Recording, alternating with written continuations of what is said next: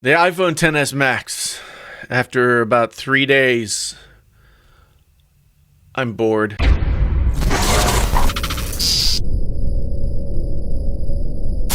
Hey there, friends on YouTube. My name is Jason, sometimes known as the JTL. This is Painfully Honest Tech. So honest it hurts. If this was your first time here, then thanks for stopping by. I hope you come back again sometime soon. To all you new people out there, welcome. And to everybody who's been coming back for quite a bit of time, well, good to see you. Anyway, let's talk about this iPhone XS Max. This big boy right here.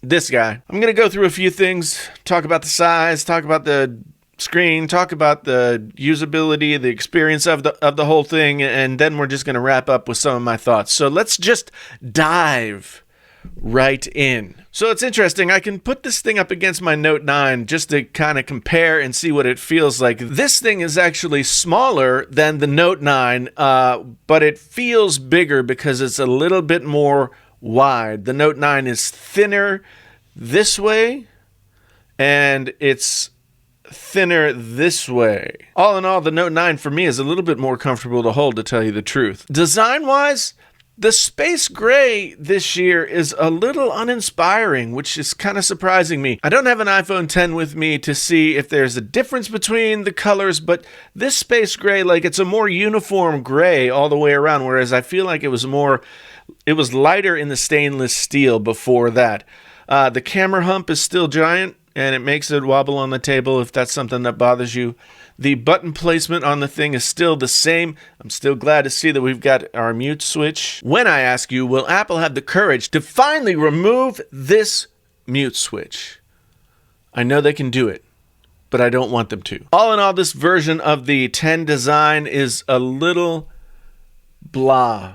For some reason. I don't know if it's the colors, I don't know if it's the size, I don't know what, but it's just not really exciting me. And part of it is the screen. Let's move on and talk about the screen. I remember being blown away by last year's screen on the iPhone X, but this year's screen, for some reason, I mean, right when I'm on the lock screen, it just looks muted and dull. I made sure that I had True Tone turned off. I put both the iPhone XS Max and the Note 9 side by side and watched a 4K video. The Note 9 looked so much more vivid and sharp. I could not have guessed that the iPhone actually had the same kind of panel on here. They just did not look like the same technology. And of course, we've got the notch, which is cleverly hidden this year, cleverly hidden by this stock wallpaper, but it's still there.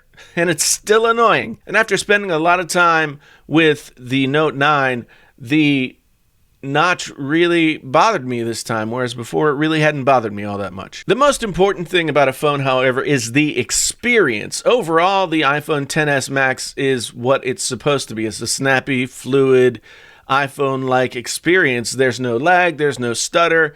Everything's buttery smooth, as they say in the tech videos.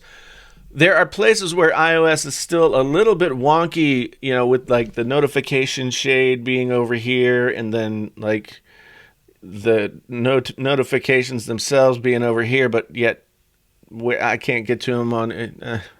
Really annoying. The widgets panel is still completely useless. iOS 12 is totally bug-free in my experience in the time that I've both used this phone and also when I was using the betas on my 7 Plus before. There were every once in a while a little bit of something, but not that big a deal. iOS 12 has some really cool features, like it tells you the amount of time that you've been on the screen, and it gives you shortcuts that you can build and that kind of thing. The great thing about Apple is that you can have the iOS 12 experience on any phone all the way back to the 5S.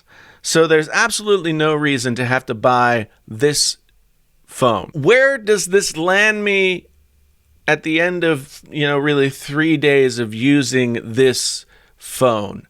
I mean, it's definitely a solid piece of gear. Apple always makes great feeling, just a really good experience with their phones.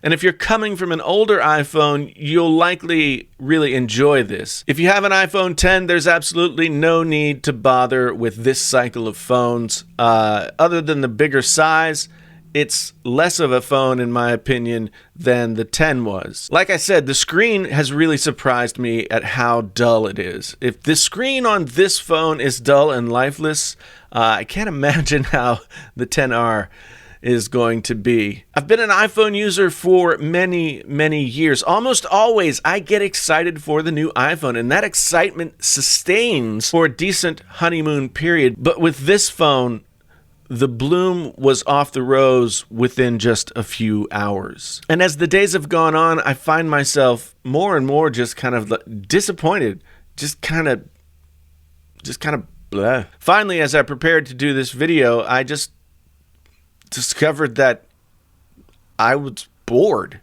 Never been bored with an iPhone before. I missed my Note 9. I missed that screen. I missed the S Pen.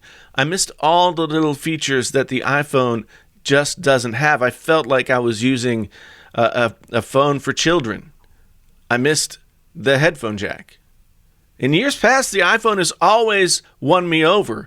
I half expected that this year, even though the phones were really disappointing to me at the start, and I made a lot of pronouncements about whether I wasn't going to get one, blah, blah, blah. I'm glad I did, though, because it reinforces the idea that this is nothing special. There's nothing special about this iPhone, and that's really saying something. I'm going to go back to my Note 9, and I can confidently say that Apple has failed to bring the magic this year. It's the first time I can really say that when it comes to the iPhones. And maybe this is the beginning of the end. Thanks so much for watching. I really do appreciate it. If this was your first time here and you want to come back and see more of the Painfully Honest Tech channel, then you can hit the subscribe button and you can hit the bell notification icon that's right beside it, and it'll ask you, do you want all notifications? And you say, yes, I do, because you want to come back. If you've already been here before, if you're brand new, if you're here for a long, long time, I really do appreciate everything that you guys have done to support the channel.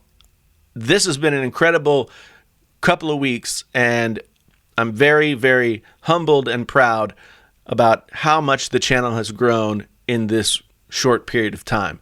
Thank you again so, so much. As always, my name is Jason, sometimes known as the JTL. This is Painfully Honest Tech. Tech so honest it hurts.